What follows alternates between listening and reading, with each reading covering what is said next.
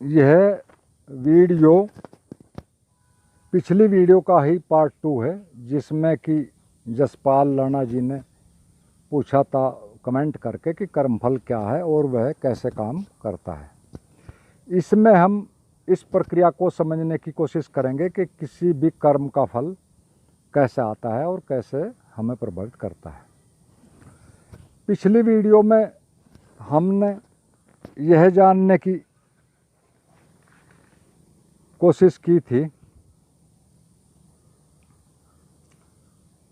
कि सब कुछ मन के गहरे तल पर ही पहले होता है, वहाँ हम कुछ चाहते हैं और फिर वह इच्छा एक तरह से धीरे धीरे मन के क्षेत्र से गुजरकर बाहर भौतिक जगत में अपने परिणाम दिखाती है। कहने का अर्थ है कि हमारे चाहने से ही हमारे जीवन की घटनाएं एक तरह से घटित होती हैं। मूल में हमारा चाहना ही होता है, लेकिन हमें इस बात का एक तरह से अधिकतर लोगों को ज़रा भी पता नहीं होता कि ये जो सब कुछ हो रहा है जीवन में, ये हमने ही कभी चाहा था। एक तरह से किसी उत्तेजना के क्षण में या शांत या बेहोशी के क्षण में ये हम नहीं चाहता, और हम इतने यांत्रिक होते कि हमें इसका पता नहीं चलता और ये सब कुछ अचेतन रूप से ही एक तरह से घटता रहता है। और हम कभी कभार ये एक तरह से इमरजेंसी के क्षणों में एक तरह से थोड़ा बहुत होशपूर्वक कुछ सोचते हैं या विचारते हैं चेतन रूप से। एक तरह से लोग कहते रहते हैं कि मेरा भाग्य ही खराब है या परमात्मा ही नाराज है, लेकिन वे कभी भी इस तरफ चेतन रूप से खोजबीन नहीं करते कि मैं 24 घंटे किस तरह के विचार सोचता रहता हूँ, जो कि एक तरह से हमारे जीवन के निर्माण में आधारभूत बातें होती हैं। इस तरफ हमारा कोई चिंतन या एक तरह से निरीक्षण नहीं होता। और सीधी बात है, यदि आप नकारात्मक चीज़ें ही सोचोगे जीवन में तो वही आएंगी घूम फिर कर देर सवेर। यदि सकारात्मक सोचोगे तो जीवन में वैसा ही हो जाएगा।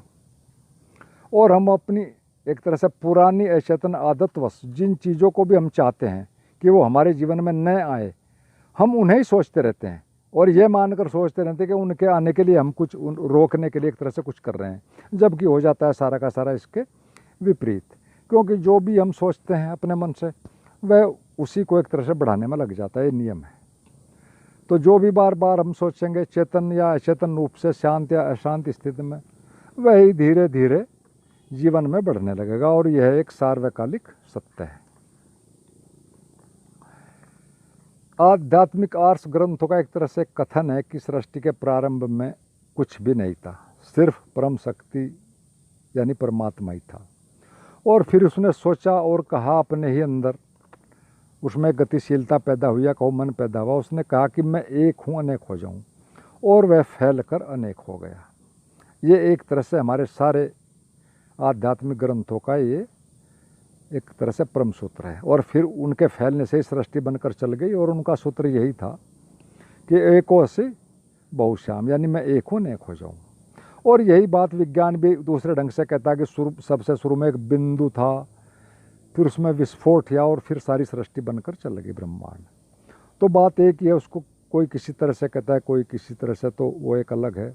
लेकिन कुल जमा बात सिर्फ यह है कि वह जो परम सत्ता है वह सब कुछ वही है, उसी का फैलाव है। और सारा का सारा जो ये जीवन है उसी से चल रहा है, वही नियंता है, और हम भी उसी के फैलाव के कहो एक तरह से एक अंश हैं।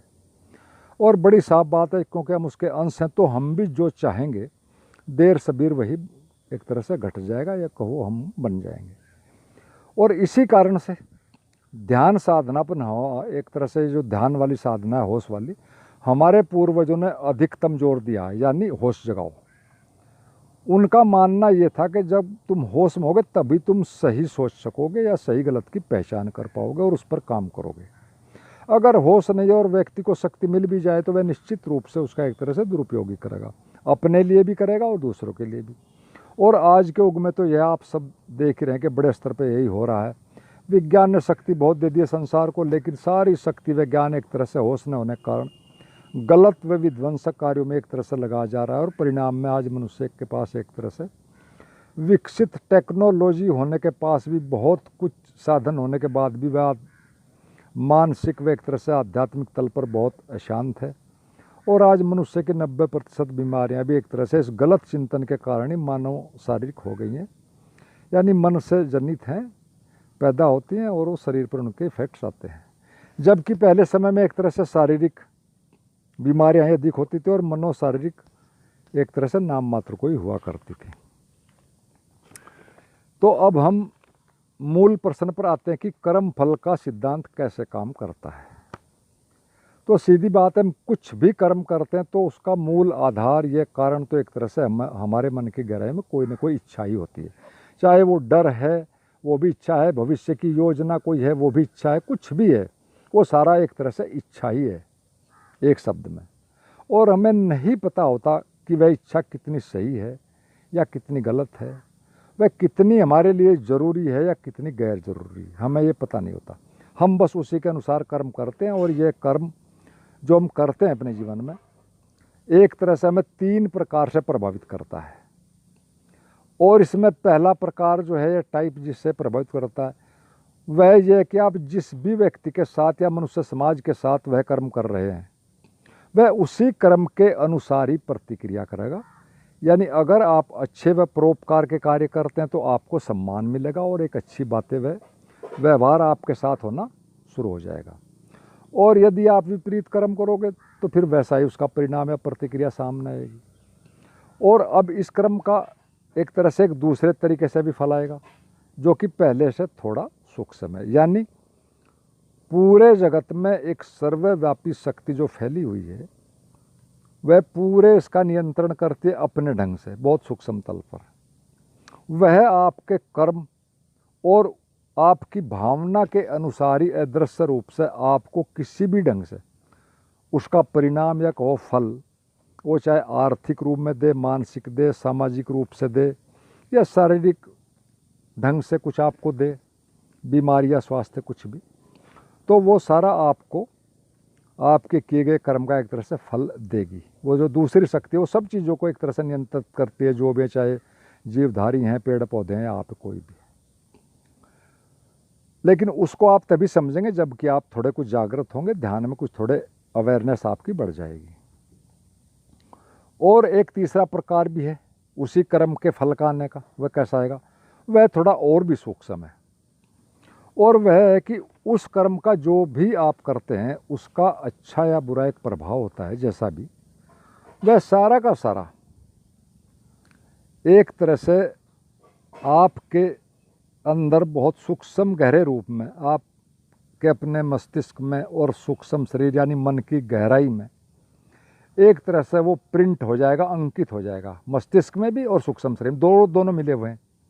और भविष्य में आपको वो एक तरह से प्रभावित करता रहेगा और न केवल इस जन्म में बल्कि अगले जन्मों तक भी, क्योंकि सूक्ष्म शरीर तो सारा अगले जन्मों में जाएगा, मस्तिष्क रह जाएगा, तो वो सारा आगे तक भी आपको प्रभावित करेगा। और एक तरह से जैसी भी उसकी उस भाव की विचार की संरचना होगी या स्वभाव होगा उसी के हिसाब से वो आपको बाधित या सहयोग करेगा। और ध्यान रखना, यह जो तीसरा प्रकार है कर्म के बारे में या कर्म फल के बारे में समझने का, यही असली बात है और यही समझने जैसी एक तरह से बात है और यही जीवन का नियंता भी है। और यह आपके स्वभाव, शरीर, मन से एक तरह से जुड़ चुका होता है, फ़ौरन ही जुड़ जाता है जैसे आप कुछ करोगे, और ये हमेशा हमेशा के लिए। और जो पहले 2 चीज़ें हैं, पहले जो एक तरह से प्रकार हैं प्रभावित करने वाले, कर्म का फल देने वाले, उनमें कोई भूल चूक हो सकती है। हो सकता है किसी के आदमी के साथ आपने बुरा किया और वह व्यक्ति उसे भूल जाए या कभी इतना शक्तिशाली ना हो कि बदला ले उस बात का। समाज भी बदल सकता है और कभी कभी प्रकृति भी भूल चूक कर देती है, अक्सर होती रहती है। हो सकता है वो भी भूल जाए, लेकिन जो आपके अंदर छप चुका है आप उसके प्रभाव से बच नहीं सकते, वह आएगा ही आएगा आपके भविष्य के जीवन में। और वही एक तरह से सारी सृष्टि का एक तरह से एक मूल नियम है। सारी सृष्टि इसी नियम पर चलती है और इसको मोटे शब्दों में कहें तो जैसा करो वैसा भरो वाली बात इसको कह सकते हैं। यानी उसके परिणाम आएंगे ही आगे, आप उसी अनुसार से चलोगे और उसके फलों को भुगतोगे।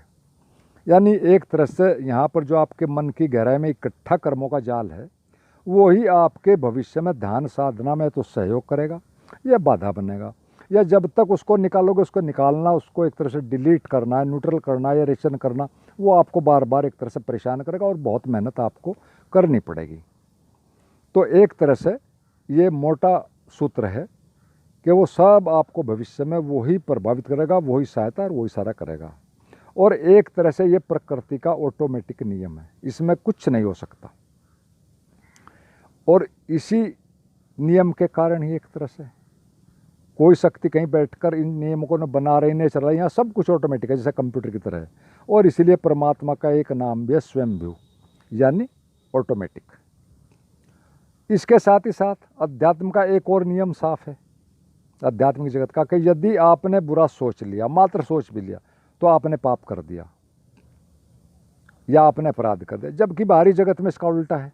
आप कितना ही सोचो किसी को बारे में, जब तक आप उसे हानि नहीं पहुंचाएंगे, प्रैक्टिकल रूप से कुछ ठोस रूप से नहीं करेंगे, तब तक आप न अपराधी हैं, न आप किसी के सामने आओगे, न आप पर कोई आरोप एक तरह से लगेगा।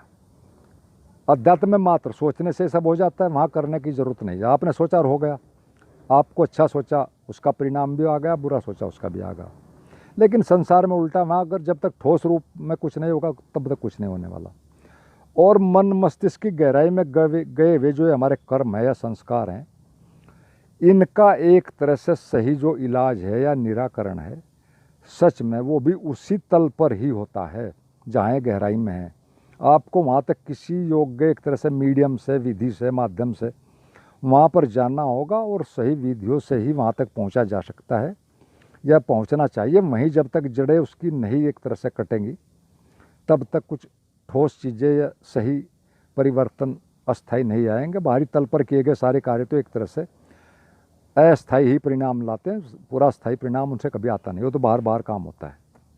और इसको एक आप छोटे से बड़े सिंपल उदाहरण से समझ सकते हैं। एक पुरानी कहानी भी है कि जब शुरू में विद्युत आई, शहरों में आई थी, वहाँ आ गई थी, गाँव को पता नहीं था। एक वृद्ध शहर में गया किसी अपने रिश्तेदार के पास या किसी बेटे के, वो वहाँ रुका रात को, उसको खाना वाना खाया, उसने देखा, बड़ा चकित भी हुआ बल्ब जलते हुए देखकर। वो एक कमरे में लिटा दिया, सब चीज़ें रख दी, उसका दरवाज़ा बंद कर दिया कि चलो सुबह तक सो। अब उसको बेचारों को बल्ब बंद करने का पता नहीं था। वो समझता था कोई लैंटेन ही हो गया, दिया ही होगा, अच्छी तरह का अनपढ़ आदमी था। अब जब वो सोने लगा देर से, तो उसको पता नहीं दूसरे भी लोग दूसरी तरफ सो चुके थे। उसने उसको बड़ी बुझाने की कोशिश की, हाथ से बुझाने की, हवा करने की, जैसे दिए को बुझाते हैं, और कुछ भी जो कोशिशें थी की, लेकिन वो नहीं उसको बुझा पाया। और वो सुबह तक ऐसे ही, ना बाहर किसी को शर्मा से होते हुए, ना किसी को बुलाया, ना कुछ का, पूरी रात इस तरह ही काटी। वो अंधेरे के बिना सो नहीं सकता था। तो फिर सुबह उसने शिकायत की कि यार ये कैसा दिया है, बुझा नहीं। तो फिर उन्होंने बताया कि इसका देखो बल्ब ये है, यहाँ बहुत दूर इसका एक स्विच है, इस स्विच को ऐसे दबाओ तो ये चलता है या बुझता है। तो ठीक इसी तरह हमारे सारे कर्मों, सारी इच्छाओं के जाल के भी स्विच हैं। हमारे अवचेतन मन की गहराई में बहुत से स्विच हैं। वो स्विच जब तक ऑफ नहीं होंगे, बाहर आप कुछ भी करते रहो, इनका कभी भी ठोस परिणाम नहीं आना है। और वीडियो के अंत में भगवान बुद्ध का एक प्रसिद्ध वचन भी हमें ध्यान रखना चाहिए। बुद्ध कहा करते थे कि तुम एक पेड़ की भांति हो, जन्मते हो, बढ़ते हो, फलते फूलते और फिर अंत में मर जाते हो। ठीक इसी तरह जैसे एक पेड़ के साथ होता है, तुम्हारा भी जन्म मरण सब कुछ प्रकृति के हाथ में है, प्रकृति की एक प्राकृतिक प्रक्रिया है। और इससे फर्क नहीं पड़ता कि तुम कितना लंबा जीते हो, कितना कम जीते हो। फर्क सिर्फ इस बात से पड़ता है कि तुम पेड़ की तरह कितनी शीतलता इस जगत को देते हो। सिर्फ इस बात का मतलब है, तुम्हारी लंबाई जीने का या कम जीने का कोई मतलब नहीं है। तो मित्रों, इस विषय पर मेन सूत्र तो जो बात थी सूत्रवत, तो मैंने कह दी, आपने सुनी, आपका बहुत बहुत धन्यवाद। विषय तो ये बहुत विस्तृत है, लेकिन सूत्रवत बातें एक तरह से हमने कह दी। फिर और कभी डिटेल में भी करेंगे अगर बात होगी, और आशा है कि इसका थोड़ा उत्तर स्पष्ट होगा। आपको कुछ अच्छी लगी हो वीडियो तो आप इसको लाइक, शेयर, सब्सक्राइब जरूर करें, कमेंट करें। मैं कल से मौन में चला जाऊंगा 21 दिन के, फिर 1 सितंबर में आपके कमेंट्स के सभी के जवाब दूंगा। आप कमेंट्स कहीं भी कर सकते हैं इन दिनों में, वो कोई दिक्कत नहीं, मैं थोड़ा उनका वो बाद में ही दूंगा आंसर। और इस बीच में मेरी पुरानी वीडियोज़ हैं, उनको जो मेरा कंप्यूटर का काम देखता है लड़का, वो उनको पुरानी वीडियो डालता रहेगा फेसबुक पर, आप देख सकते हैं, उन्हें देखना चाहें। और फिर 1 सितंबर में ही एक तरह से मिलते हैं। और इसको आप चाहें तो इंस्टाग्राम, फेसबुक पेज और ट्विटर पर भी फॉलो करें, नीचे सब चीज़ें हैं डिस्क्रिप्शन में। और अंत में आप सभी को मेरा प्रणाम।